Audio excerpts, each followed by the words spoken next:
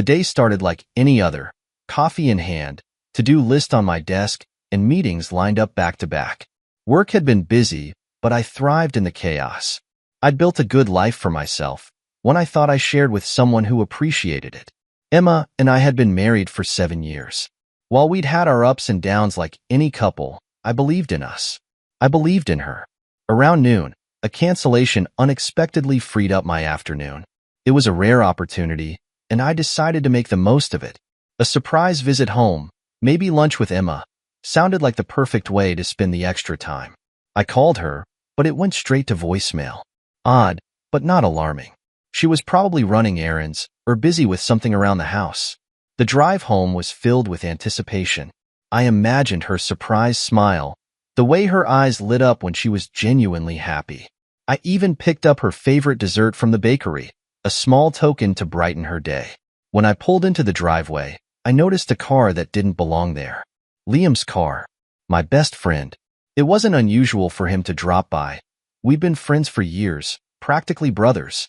He and Emma got along well, and I never had a reason to doubt their friendship. But something about seeing his car there in the middle of the day, with no prior mention, gave me pause. Shrugging off the unease, I walked to the front door, balancing the dessert box in one hand while unlocking the door with the other. The house was quiet, eerily so. Normally, Emma would have music playing or the TV on in the background. Today, there was nothing. Emma? I called out, stepping inside. My voice echoed slightly, the silence amplifying the unease growing in my chest. No answer. I set the box on the kitchen counter and started toward the stairs. Faint sounds reached my ears, muffled voices, low and indistinct. I couldn't make out the words, but something about the tone was wrong. My stomach tightened as I climbed the steps, each one feeling heavier than the last. When I reached the bedroom door, it was slightly ajar. The voices were clearer now. A man's deep laugh, followed by a soft giggle I knew all too well. My heart raced, denial battling with the growing dread. This wasn't what it sounded like. It couldn't be. Pushing the door open, I froze.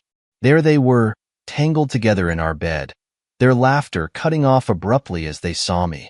Emma's eyes widened in shock, her face flushing as she scrambled to cover herself.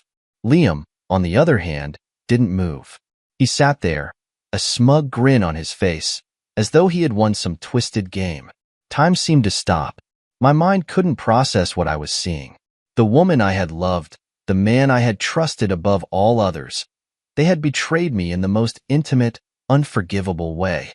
Liam broke the silence, his voice dripping with arrogance. "I own your wife now," he said, leaning back as if daring me to react. His words snapped me out of my daze. Rage boiled in my chest, but I didn't let it show. Instead, I forced myself to breathe, to remain calm. Losing my temper wouldn't help me here. No, if Liam wanted a reaction, I wasn't going to give him the satisfaction. I smiled, a cold, calculated smile that felt foreign on my face. "Is that so?" I said, my voice steady despite the storm raging inside me. Emma stammered, I can explain." I held up a hand, cutting her off. "Save it," I said, my eyes locked on Liam. "This isn't over." I turned and walked out of the room, each step deliberate. My hands shook as I descended the stairs, but I refused to let the anger consume me. There was too much at stake. Liam thought he had the upper hand, but he didn't know who he was dealing with. The betrayal cut deep, but I wasn't going to let them destroy me. Not like this. I closed the front door behind me, stepping into the crisp air outside, trying to steady my breathing. My hands were trembling, fists clenched tightly at my sides. The image of Emma and Liam, tangled together in our bed, replayed in my mind, each memory more searing than the last. His smug words echoed in my ears, "I own your wife now." I could feel the rage building, like a storm ready to break, but I forced myself to stay calm. Anger wasn't going to fix this. Reacting impulsively would only give him the satisfaction of knowing he had rattled me. No, I needed to think. I needed a plan. Sitting in my car, I stared at the dashboard, my chest heaving with the effort to keep it together. The betrayal cut deep, not just because of what I'd seen, but because of who had done it. Liam wasn't just a friend. He was family. We had grown up together, shared victories and failures, supported each other through life's highs and lows. And now, he'd thrown all of that away for what? To prove he could take something that wasn't his? The question swirled in my head like a hurricane. How long had this been going on? How many lies had they told? How many times had I been made to feel like a fool in my own home? I pulled out my phone and stared at Emma's contact photo for a moment before hitting dial. She didn't answer. Not surprising. She was probably still upstairs, scrambling to come up with excuses. I didn't bother leaving a message. What could she possibly say to justify this? Instead, I turned my attention to Liam. My hand hovered over his contact information, the urge to call him almost overwhelming. I wanted to scream at him, to demand answers, to remind him of every moment of trust and loyalty he'd thrown away. But what good would that do? He'd already shown me who he was. No explanation would change what I'd seen, or what I planned to do next. I didn't drive away. Not yet. Instead, I stayed parked in front of the house, my mind racing. The fury bubbling inside me wasn't just about what they'd done. It was about the arrogance. Liam's smirk, his audacity to say he owned my wife as though she were a prize he had won. Emma's wide-eyed silence, her lack of any immediate regret or apology. No, I thought, gripping the steering wheel tightly. This isn't how it ends. I'm not going to let them walk away from this unscathed. The rest of the day passed in a haze. I went back to the office, pretending to work, but my mind was elsewhere. Every email, every conversation felt muted, like background noise. My focus was laser-sharp, but not on my job. I started piecing together the next steps, formulating a plan. This wasn't just about confronting them. This was about making sure they felt the weight of their actions, about taking back control of a situation they thought they could manipulate. When I got home that evening, the house was quiet. Emma's car was gone, and Liam's, thankfully, wasn't anywhere in sight.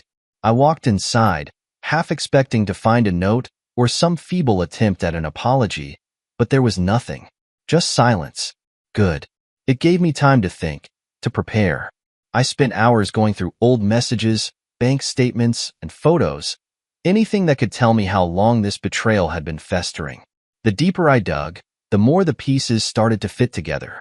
The late-night work meetings, the sudden interest in girls' weekends, the moments Liam seemed just a little too comfortable in my home.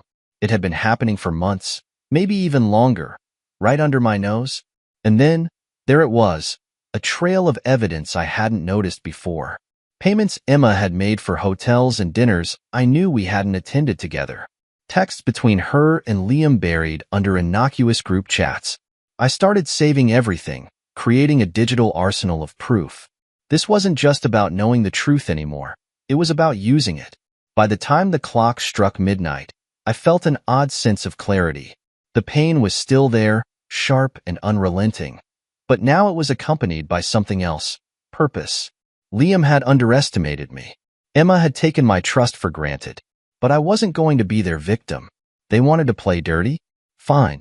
I could play dirty too. The following morning, I woke with a renewed sense of purpose. The betrayal still stung, but the rage had simmered into something more controlled, a cold, calculated resolve. If Liam and Emma thought I'd crumble and walk away quietly, they were about to learn just how wrong they were. I started by organizing the evidence I'd gathered the night before. Photos of their messages, screenshots of Emma's financial indiscretions, and a timeline of their deceit. It was all there, laid out like pieces of a puzzle that painted a damning picture. Every lie they told, every betrayal they tried to bury, it was undeniable. Around mid-morning, I made a decision. It was time to set the wheels in motion.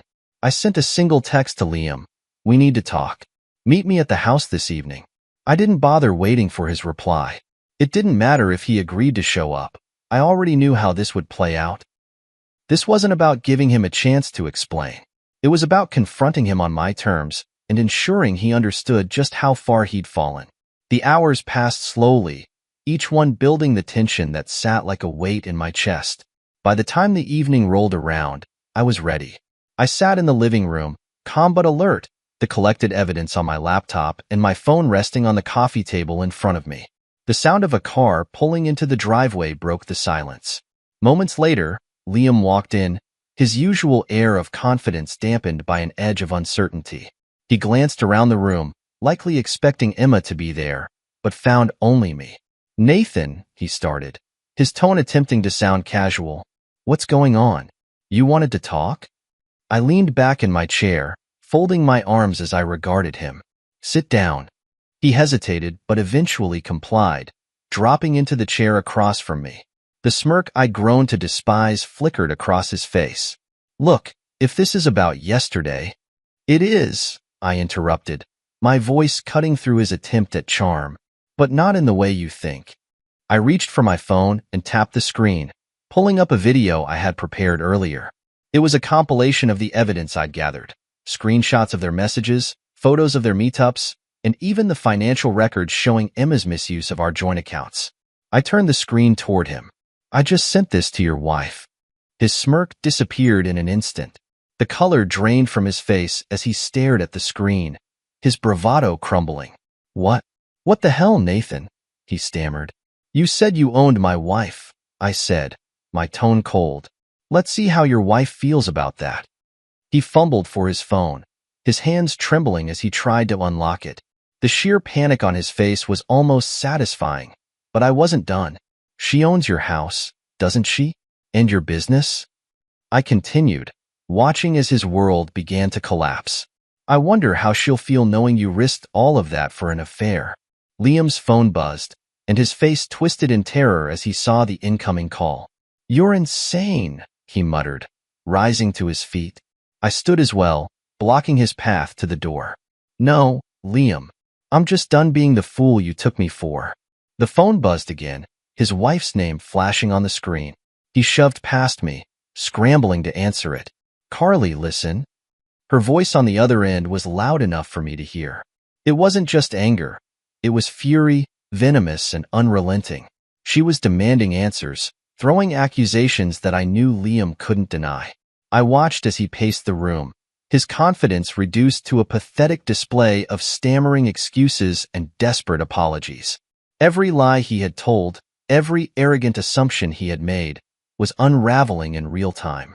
When the call ended, he turned to me, his face pale and his hands trembling. "You've ruined me," he said, his voice barely above a whisper. "No, Liam," I replied, my voice steady. "You ruined yourself." He stormed out of the house, slamming the door behind him. For the first time in days, I felt a small measure of satisfaction. It wasn't about revenge. It was about reclaiming my power, my dignity. Liam thought he owned everything, but now he had nothing. As the quiet returned, I poured myself a drink and sat back down. The fallout was just beginning, and I intended to watch every piece of his carefully constructed life come crashing down. I sat in the silence after Liam's dramatic exit, the echoes of his slammed car door fading into the night. My mind buzzed, not with regret or second-guessing, but with a cold clarity I hadn't felt in days. This wasn't over. Not for Liam, not for Emma, and certainly not for me. They had set this chain of events in motion, and now they would face the consequences. I decided to pour another drink, the smooth burn of whiskey grounding me as I stared at the evidence spread out on my laptop. I thought of Carly, Liam's wife, and her blistering fury on the phone. Liam's world was beginning to crumble, and I could feel the shift. The power had shifted back to me. Not long after, my phone buzzed. I glanced at the screen and saw Emma's name. For a moment, I considered ignoring it, letting her stew in the chaos of her own making. But curiosity got the better of me. I answered, keeping my tone flat. "What do you want, Emma?" Her voice cracked with a mix of anger and desperation. "Nathan, what did you do?" "Liam just called me, and he's saying you sent something to Carly. Why would you drag her into this?" I leaned back in my chair, letting her words wash over me. "Why?" I repeated, my voice calm but laced with venom. "Why not? You two decided to betray me together. You made your choices. Now you can deal with the fallout." Her tone shifted, taking on a pleading edge. "Nathan, I made a mistake. I was confused and Liam?" Don't you dare blame this on confusion, I snapped, cutting her off. You knew exactly what you were doing. Both of you did. And now, you're reaping what you sowed. She fell silent for a moment, and I could almost picture her sitting there, scrambling for something to say that might undo the damage. But there was nothing. She couldn't talk her way out of this. Not anymore. You've destroyed everything, she finally said, her voice barely a whisper. I let out a bitter laugh. No, Emma, you destroyed everything. I'm just making sure you don't get away with it. Before she could respond, I ended the call and set my phone down, my resolve hardening. Emma and Liam had built their betrayal on a foundation of lies, arrogance, and the belief that I would roll over and let them take everything from me. But they had underestimated me. The next few days brought chaos for Liam. Carly didn't waste time. She kicked him out of their home, froze the accounts she controlled, and, as I learned through mutual friends, began taking steps to dissolve their business partnership. Liam's desperate attempts to salvage his life only seemed to accelerate his downfall. The man who once boasted about his charm and confidence now looked like a shadow of himself. Emma, too, was unraveling. Mutual friends who had initially stayed silent began to distance themselves from her, disgusted by the betrayal that had come to light. The perfect image she had cultivated for years was now irreparably tarnished. Every lie she told, every excuse she tried to make, only pushed people further away. I watched it all unfold with a strange sense of detachment.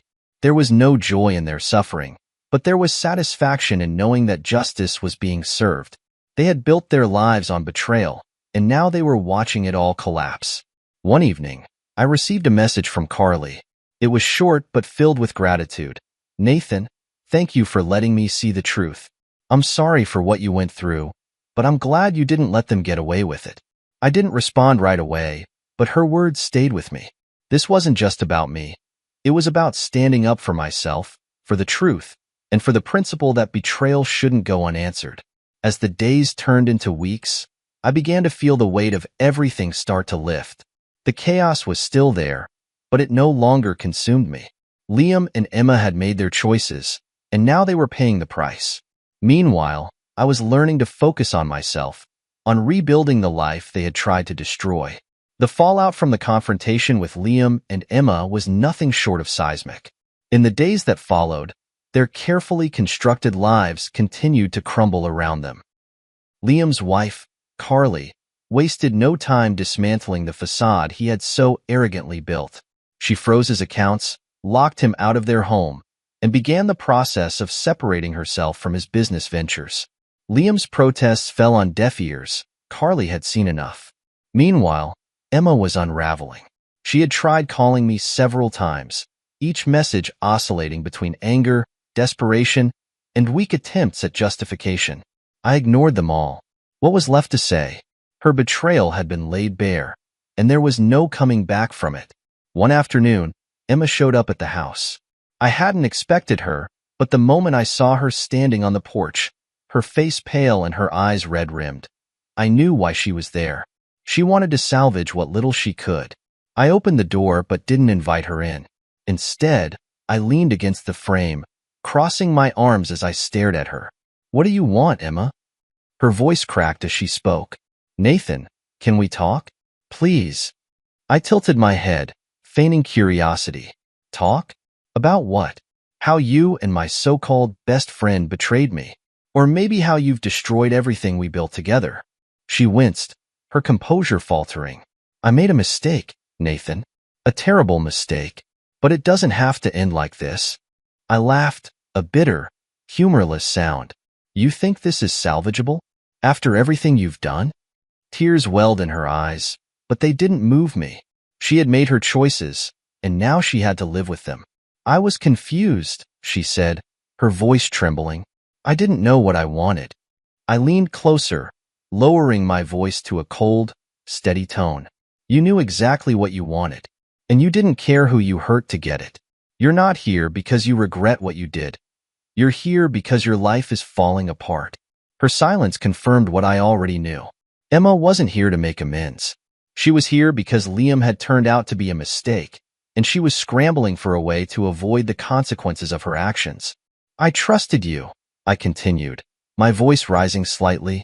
I gave you everything, and you threw it away for what? A fling? Some cheap thrill? You don't deserve forgiveness, Emma. You deserve exactly what you're getting. She sobbed openly now, but I felt nothing. The woman I had once loved was gone, replaced by someone I no longer recognized. I'm filing for divorce, I said firmly, and I've already spoken to my lawyer. We're done, Emma. Pack your things and get out. She looked up at me, her expression a mix of shock and desperation. Nathan, please. Can't we just get out? I repeated, my voice like ice. She hesitated for a moment, then turned and walked away, her sobs fading as she disappeared down the driveway. I closed the door behind her, leaning against it as I exhaled a shaky breath. The confrontation had been draining, but it was necessary. Emma needed to know that there was no going back.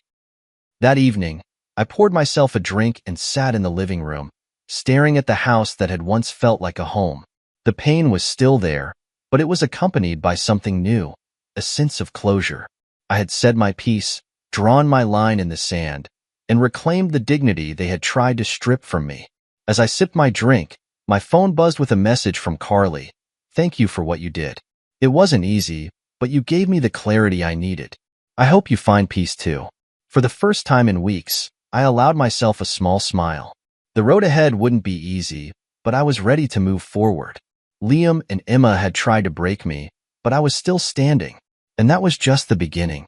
In the weeks following Emma's departure, I felt a strange sense of equilibrium returning to my life. The house was quieter, emptier, but it was finally mine again. Every trace of her presence, the photos, the small tokens of a shared life that had long since lost their meaning, was boxed up and set aside. I wasn't entirely sure what to do with them yet, but for now, they were out of sight. Out of sight, out of mind. Meanwhile, the fallout from Liam's betrayal continued to unfold spectacularly. Word had spread quickly through our circle of friends, and he had become something of a pariah. Carly, true to form, didn't just cut him off. She dismantled him. She filed for divorce, dissolved their shared assets, and ensured he was left with nothing but the clothes on his back. Liam had gone from boasting about his perfect life to being utterly destitute in a matter of weeks. I won't lie, there was a part of me that felt satisfaction in watching him fall apart. It wasn't just about revenge, it was about justice. Liam had mocked me, betrayed me, and tried to humiliate me, all while living off someone else's generosity. Now, he was facing the full consequences of his arrogance. Emma, on the other hand, had gone silent. After our confrontation, she had moved out of town, likely to avoid the whispers and judgment that now followed her. Mutual friends told me she was staying with a relative and trying to piece her life back together, but I didn't care. She was no longer my concern. One afternoon, I met with my lawyer, Sarah, to finalize the divorce proceedings. Sarah was thorough, as always, ensuring that every detail was accounted for. Emma had no grounds to contest the divorce, not after the evidence I had gathered. The settlement was heavily in my favor, leaving her with little more than the possessions she had taken when she left. As Sarah handed me the finalized paperwork, she smiled. You've handled this well, Nathan. A lot of people would have let anger get the better of them, but you stayed focused. That's admirable. I nodded, though I wasn't sure if I entirely agreed. There had been plenty of anger, plenty of moments when I wanted to lash out, but I had channeled it into action, into ensuring that I didn't come out of this as a victim. By the time I left her office, the weight of the last few weeks felt a little lighter. The legal battle was over. I was free. That evening, as I sat on the porch with a beer in hand, I allowed myself to reflect on everything that had happened. The betrayal, the chaos, the confrontations, it had all been exhausting, but it had also been revealing. Liam and Emma had shown me who they truly were, and in doing so, they had forced me to rediscover my own strength. I thought back to the man I had been before all of this began. He had been trusting, perhaps too much so. He had believed in the people closest to him, even when the signs suggested he shouldn't. But he had also been resilient, determined, and unwilling to let life break him. That man wasn't gone. He had just been tested. And now, after everything, he was still standing. As the sun dipped below the horizon, painting the sky in shades of orange and gold, I felt something I hadn't felt in a long time: peace. The chaos was behind me. The road ahead was mine to choose, and I intended to make the most of it. Liam's downfall was swift and spectacular. In the weeks after our confrontation, everything he had built on lies and manipulation unraveled. Carly, true to her decisive nature, didn't just end their marriage. She ensured that Liam would feel the weight of his betrayal for years to come. She froze his accounts, kicked him out of their home, and took steps to dissolve their shared business ventures. Liam, who had once strutted through life with arrogance and entitlement, was now a shadow of himself. I heard through mutual friends that he was staying in a rundown motel on the outskirts of town, trying to scrape together what little he had left. The flashy lifestyle he'd flaunted for years, funded entirely by Carly's resources, was now a distant memory. He'd lost everything: his home, his reputation, and any semblance of security. Emma wasn't faring much better. After our divorce was finalized, she disappeared from the social circles we used to share. Mutual acquaintances told me she had moved in with a distant relative, trying to escape the whispers and judgment that followed her. The perfect image she had worked so hard to cultivate was shattered, and she was left to face the reality of her choices. One evening, I received a text from Carly. It was brief but pointed. "Thank you for showing me the truth, Nathan." Liam thought he was untouchable, but he underestimated both of us. Her words made me chuckle. Carly had always been sharp and uncompromising, and it was clear that Liam's betrayal had only fueled her resolve. If he thought she would forgive and forget, he had severely miscalculated. Meanwhile, I was focused on rebuilding my own life. The house, once filled with memories of Emma, had become a blank slate. I redecorated, replacing the furniture and removing every trace of her presence. It wasn't about erasing the past. It was about reclaiming the space as my own. I also began reconnecting with friends and family, the people who had supported me through this ordeal. They reminded me of who I was outside of the pain and betrayal, helping me rediscover the parts of myself that had been overshadowed by anger and sadness. One evening, Chris, one of my closest friends, invited me over for dinner.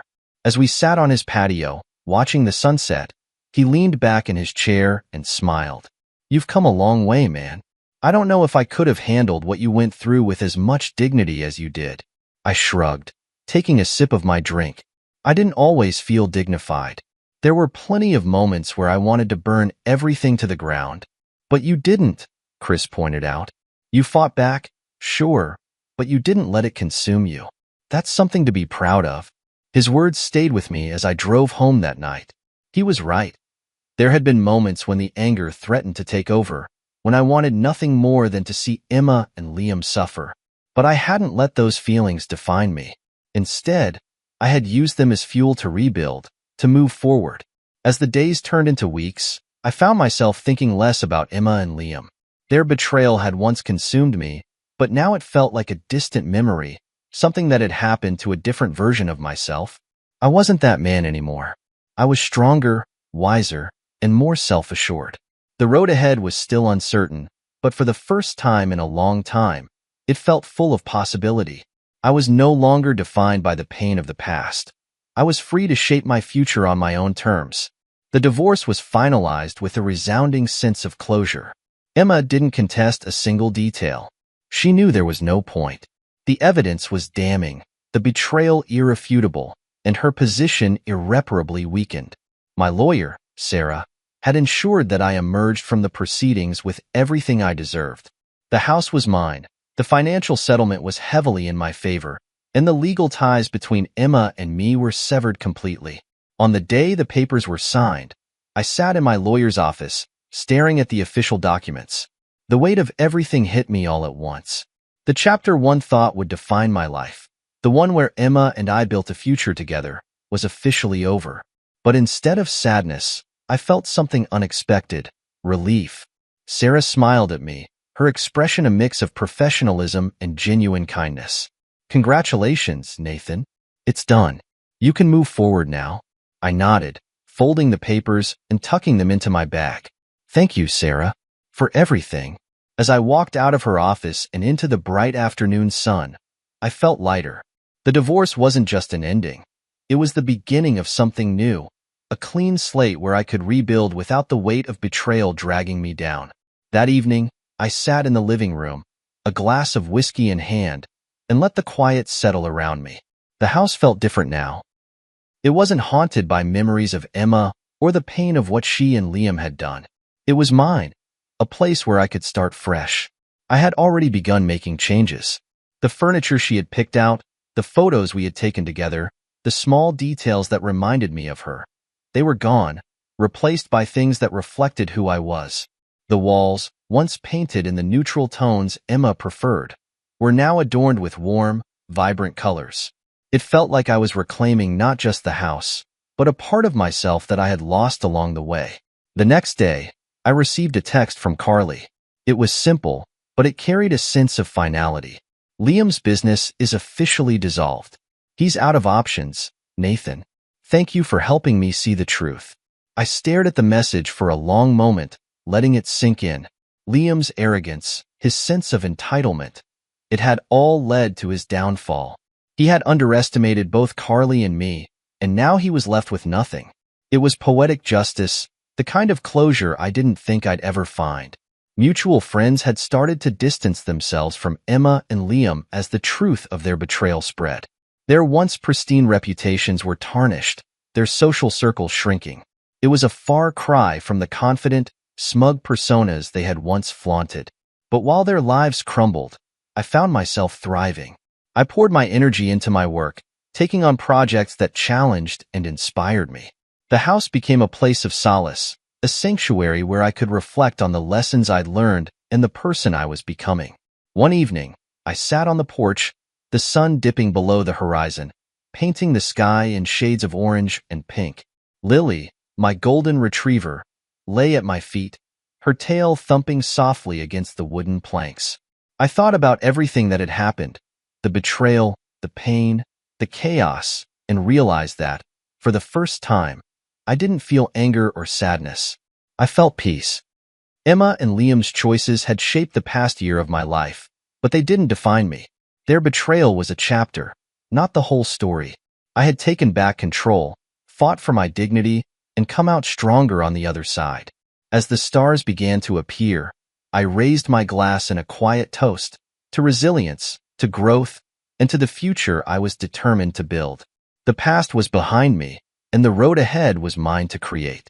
Liam's downfall was complete.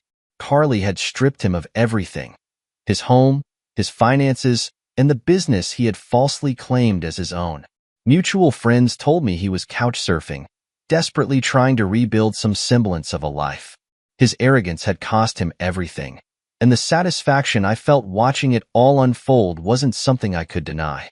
Emma's life, too, was in shambles. She had become a cautionary tale among our social circle, her betrayal serving as a stark reminder of what happens when greed and deceit take precedence over loyalty and love. I hadn't seen or heard from her since our final conversation, and I preferred it that way. The silence was freeing, a sign that I was no longer tethered to her chaos. As for me, I was moving forward. The house, now fully my own, felt like a haven rather than a reminder of what I'd lost. I had turned it into a reflection of who I was and who I was becoming: bold, resilient, and unapologetically focused on my own happiness. Every corner of the home, from the freshly painted walls to the new furniture, carried the promise of a fresh start. One day, while clearing out some old files, I came across a folder containing photos from the early days of my marriage to Emma. I hesitated before opening it, unsure if I was ready to face those memories. When I finally flipped through the images, I felt a surprising sense of detachment. The smiles, the laughter, the moments we'd shared, they felt like someone else's life, a distant story that no longer held power over me. Instead of dwelling on the past, I decided to focus on the present. I had reconnected with friends I hadn't seen in years, taken up hobbies I'd once set aside, and even started attending events in the community. It wasn't about filling a void. It was about embracing the freedom that came with starting over. One evening, I received a message from Carly. Just wanted you to know Liam moved out of town. I doubt he'll be back. Thank you for standing up for yourself. It gave me the courage to do the same. I replied with a simple, glad you're doing well, Carly. Take care. The knowledge that Liam was gone brought an unexpected sense of closure. He had tried to take everything from me, but in the end, he was the one left with nothing. His departure felt like the final chapter of a book I was ready to put away for good.